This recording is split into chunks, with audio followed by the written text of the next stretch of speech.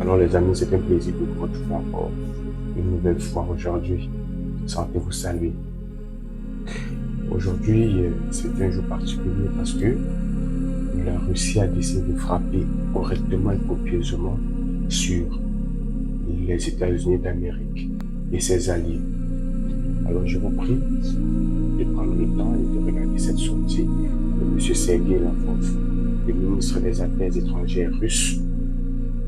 Et puis je vous prends tout juste après.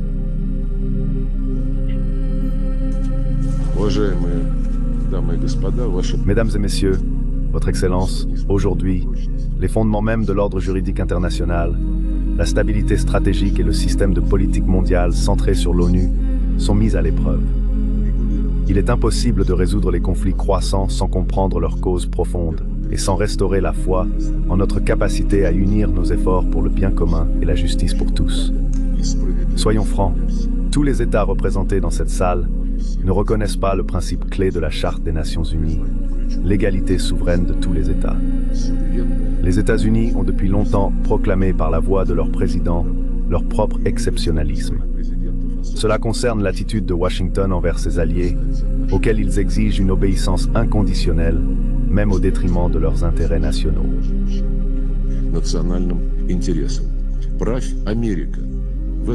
Dirige l'Amérique, c'est l'essence de l'ordre prétendu basé sur des règles, une menace directe à la multilatéralité et à la paix internationale.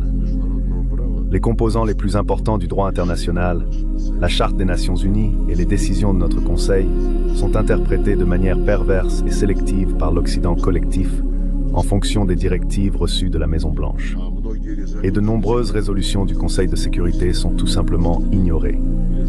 Parmi elles, la résolution 2202 qui a approuvé les accords de Minsk sur l'Ukraine, la résolution 1031 qui a ratifié l'accord de Dayton sur la paix en Bosnie-Herzégovine, basé sur le principe de l'égalité des trois peuples constitutifs et des deux entités. On pourrait parler indéfiniment du sabotage des résolutions sur le Moyen-Orient.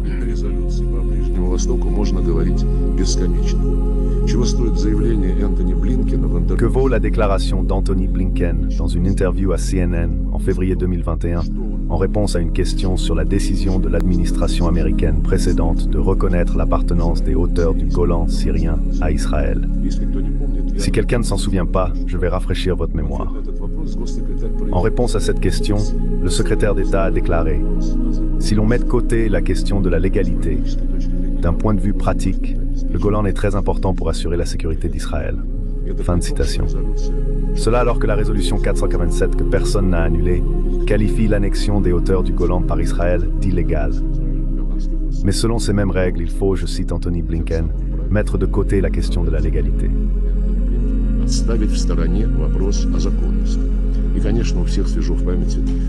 Et bien sûr, tout le monde se souvient de la déclaration du représentant permanent des États-Unis, selon laquelle les résolutions 2728, adoptées le 25 mars sur un cessez-le-feu immédiat dans la bande de Gaza, n'ont pas de caractère juridiquement contraignant.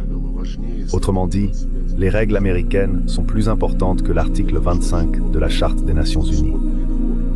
Au siècle dernier, George Orwell, dans sa nouvelle La ferme des animaux, avait déjà prévu l'essence de l'ordre basé sur les règles. Je cite, « Tous les animaux sont égaux, mais certains sont plus égaux que d'autres. Si vous suivez la volonté de l'hégémon, tout vous est permis. Mais si vous osez défendre vos intérêts nationaux, vous serez déclaré paria et soumis à des sanctions. » La politique hégémonique de Washington ne change pas depuis des décennies. Tous les schémas, sans exception, de la sécurité euro-atlantique étaient basés sur l'assurance de la domination des États-Unis, y compris la subordination de l'Europe et la dissuasion de la Russie.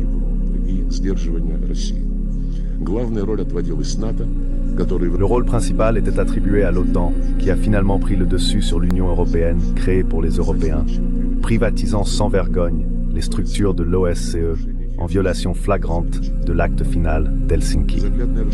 L'expansion effrénée de l'OTAN, malgré les multiples avertissements de Moscou, a provoqué la crise ukrainienne, à commencer par le coup d'État organisé par Washington en février 2014. Cela a été fait pour établir un contrôle total sur l'Ukraine afin de préparer une offensive contre la Russie avec l'aide du régime néo-nazi porté au pouvoir.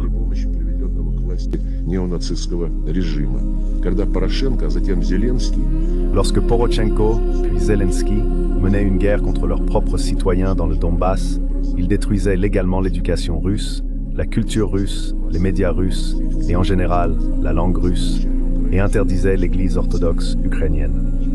Personne en Occident ne le remarquait et n'exigeait de leur protéger à Kiev de respecter les convenances, de ne pas violer les conventions internationales sur les droits des minorités nationales, ainsi que la constitution ukrainienne elle-même, qui exige de respecter ces droits. C'est précisément pour éliminer les menaces à la sécurité de la Russie et protéger les personnes se sentant partie intégrante de la culture russe et vivant sur des terres aménagées depuis des siècles par leurs ancêtres, pour les sauver de l'extermination législative et physique, qu'une opération militaire spéciale a été lancée.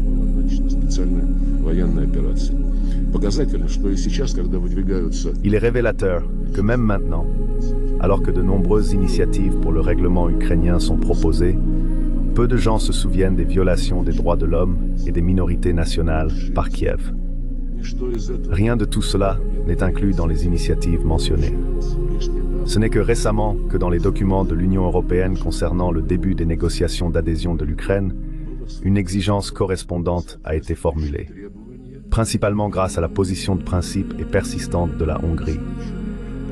Cependant, les réelles possibilités et la volonté de Bruxelles d'influencer le régime de Kiev suscitent des doutes.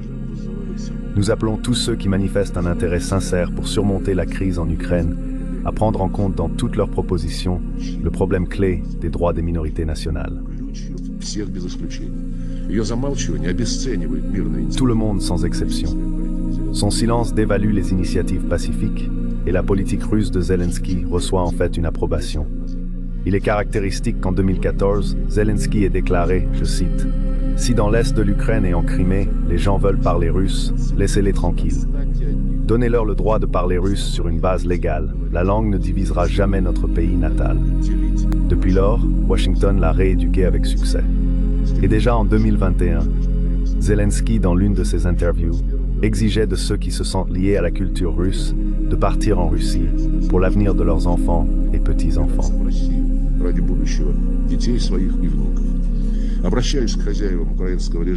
Je m'adresse aux maîtres du régime ukrainien. Obligez-le à respecter l'article 1.3 de la Charte des Nations Unies, qui garantit les droits et libertés fondamentaux de toutes les personnes sans distinction de race, de sexe, de langue et de religion. Chers collègues, l'Alliance de l'Atlantique Nord ne se contente plus de la guerre qu'elle a déclenchée contre la Russie par les mains du pouvoir illégal à Kiev. Elle ne se contente pas non plus de tout l'espace de l'OSCE. Ayant pratiquement détruit les accords fondamentaux dans le domaine du contrôle des armements, les États-Unis continuent d'attiser la confrontation. Récemment, lors du sommet à Washington, les dirigeants des pays de l'Alliance ont confirmé leur prétention à un rôle dominant non seulement dans l'Euro-Atlantique, mais aussi dans la région Asie-Pacifique.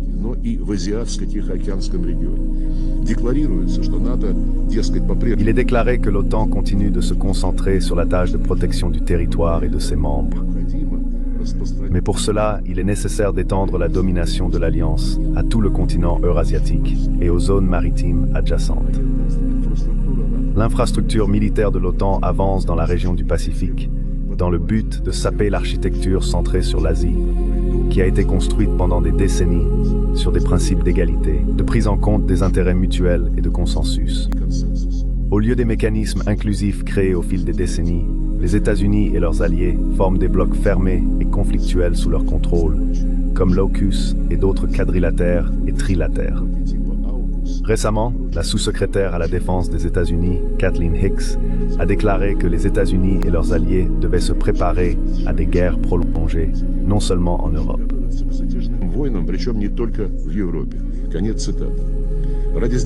Fin de citation. Pour contenir la Russie, la Chine et d'autres pays dont la politique indépendante est perçue comme un défi à l'hégémonie, l'Occident, par ses actions agressives, détruit le système de mondialisation qu'il avait lui-même conçu. Washington a tout fait pour faire exploser, y compris littéralement, par des attentats sur les gazoducs Nord Stream, les bases de la coopération énergétique mutuellement bénéfique entre la Russie, l'Allemagne et l'Europe en général. Berlin est resté silencieux à l'époque. Et aujourd'hui, nous voyons une autre humiliation de l'Allemagne, dont le gouvernement s'est soumis sans réserve à la décision des États-Unis de déployer des missiles terrestres à moyenne portée sur le territoire allemand. Olaf Scholz a même dit naïvement: les États-Unis ont décidé de déployer un système de frappe de haute précision en Allemagne. Et c'est une bonne décision. Les États-Unis ont décidé.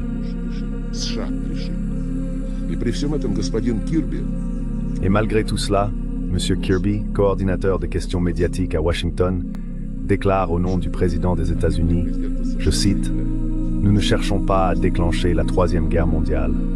Cela aurait des conséquences terribles pour le continent européen. » Fin de citation. Comme on dit, un lapsus freudien. C'est-à-dire que Washington est convaincu que d'une nouvelle guerre mondiale, ce ne sont pas les États-Unis qui souffriront, mais leurs alliés européens. Si les stratégies de l'administration Biden sont basées sur une telle analyse, c'est une erreur extrêmement dangereuse. Et les Européens, bien sûr, doivent réaliser le rôle suicidaire qui leur est réservé. Les Américains, en mobilisant tout l'Occident collectif, étendent la guerre économique et commerciale contre ceux qui leur déplaisent, lançant une campagne sans précédent de mesures coercitives unilatérales qui frappent en premier lieu l'Europe comme un boomerang et conduisent à une fragmentation accrue de l'économie mondiale.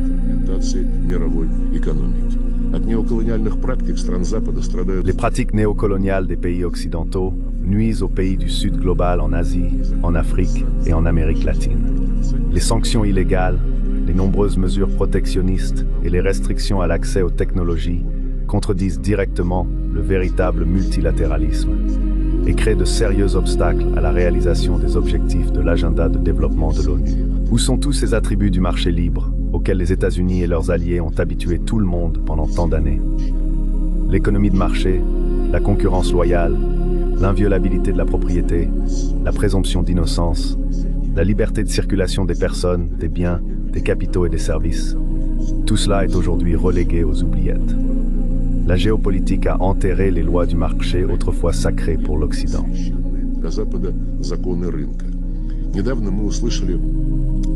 Récemment, nous avons entendu les demandes publiques des responsables officiels des États-Unis et de l'Union européenne, ainsi que de la République populaire de Chine, de réduire la production excédentaire dans les secteurs de haute technologie. Cela est dû au fait que l'Occident a commencé à perdre ses avantages de longue date dans ces domaines. Maintenant, au lieu des principes du marché, ce sont ces mêmes règles qui s'appliquent. Chers collègues, les actions des États-Unis et de leurs alliés entravent bien sûr la coopération internationale et la construction d'un monde plus juste. Ils prennent en otage des pays et des régions entiers, empêchant les peuples de réaliser les droits souverains inscrits dans la Charte. Ces actions détournent de l'indispensable travail conjoint pour résoudre les conflits au Moyen-Orient, en Afrique et dans d'autres régions. Elles entravent également les efforts pour réduire les inégalités mondiales, éliminer les menaces du terrorisme et du trafic de drogue, ainsi que la faim et les maladies.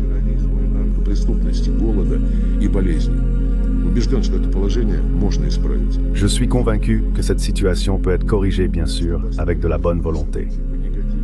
Pour arrêter le développement des événements selon un scénario négatif, nous voulons proposer pour discussion une série de mesures visant à rétablir la confiance et à stabiliser la situation internationale. Premièrement, il est nécessaire d'éliminer une fois pour toutes les causes profondes de la crise en Europe. Les conditions pour établir une paix durable en Ukraine ont été exposées par le président Poutine. Je ne vais pas les répéter.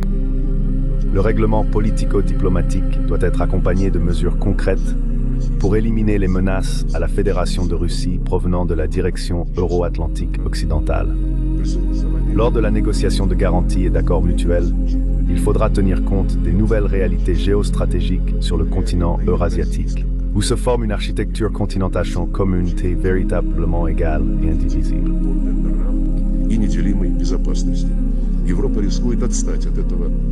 L'Europe risque de rester à la traîne de ce processus historique objectif. Nous sommes prêts à rechercher un équilibre des intérêts. Deuxièmement, la restauration de l'équilibre régional et mondial des forces doit s'accompagner d'efforts actifs pour éliminer les injustices dans l'économie mondiale. Dans un monde multipolaire, par définition, il ne doit pas y avoir de monopole dans la régulation monétaire et financière, le commerce et les technologies. Ce point de vue est partagé par la grande majorité des membres de la communauté mondiale. Une importance particulière doit être accordée à la réforme rapide des institutions de Bretton Woods et de l'Organisation mondiale du commerce, dont les activités doivent refléter le poids réel des centres de croissance et de développement non occidentaux. Troisièmement, des changements qualitatifs sérieux doivent également se produire dans d'autres institutions de gouvernance mondiale, si nous voulons qu'elles travaillent pour le bien de tous.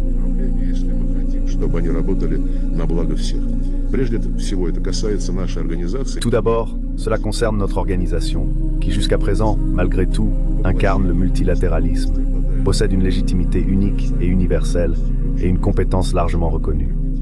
Une étape importante vers la restauration de l'efficacité de l'ONU serait la réaffirmation par tous ses membres de leur engagement envers les principes de la Charte, non pas de manière sélective, mais dans toute leur plénitude et leur interconnexion. On peut réfléchir ensemble à la forme que pourrait prendre une telle réaffirmation.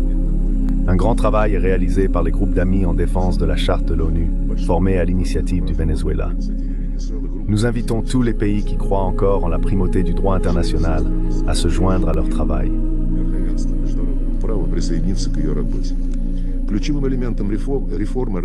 L'élément clé de la réforme de l'organisation doit être la modification de la composition du Conseil de sécurité.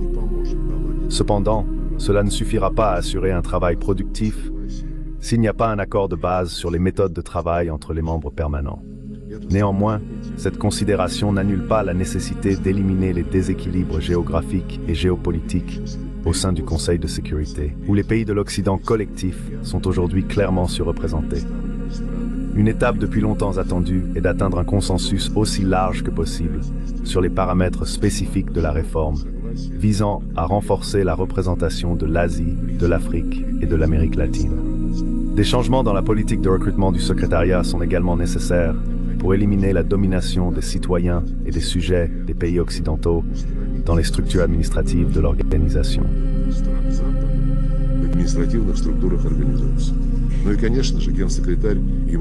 Bien sûr, le secrétaire général et ses collaborateurs doivent respecter strictement, sans aucune exception, les principes d'impartialité et de neutralité, comme l'exige l'article 100 de la Charte des Nations Unies, ce que nous ne cessons de rappeler. Le renforcement des principes multipolaires de la vie internationale doit contribuer non seulement à l'ONU, mais aussi à d'autres associations multilatérales. Parmi elles, le groupe des 20, où sont représentés à la fois les pays de la majorité mondiale et les États occidentaux. Le mandat du G20 est strictement limité aux questions économiques et de développement.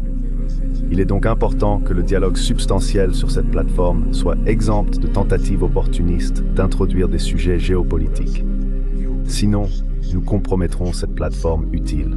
Les BRICS et l'Organisation de coopération de Shanghai jouent un rôle de plus en plus important dans l'établissement d'un ordre juste et multilatéral basé sur les principes de la Charte.